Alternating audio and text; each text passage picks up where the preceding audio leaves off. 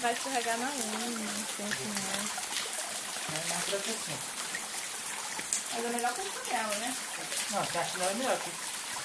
E aí eu vou ver só a chinela. Me dá o cipó. Esse tipo.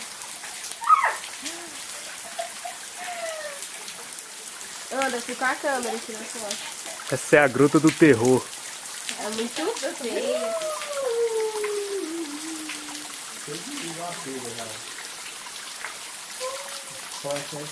Vai, tira.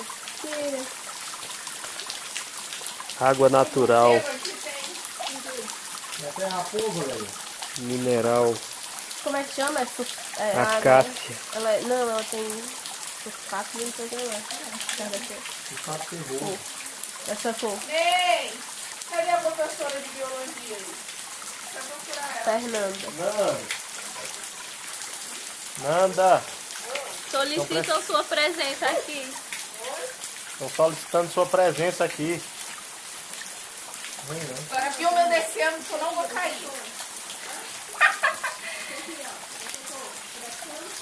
Trouxe outra roupa, né, pra não chegar. Pior que não. Aqui aí eu tá toda A assim. mãe disse que esse negócio de amarelo é lobo. Peraí. Vai ter que lavar a roupa pra entrar no carro, hein? É verdade.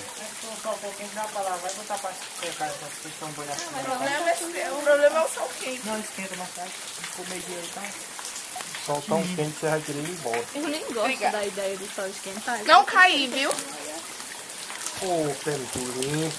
Ney, olha meu pé. Ney. Ô, Keila, Não, não. vem tirar uma foto do meu pé. O meu também já tá todo cagado, parece merda de gato. Vambora.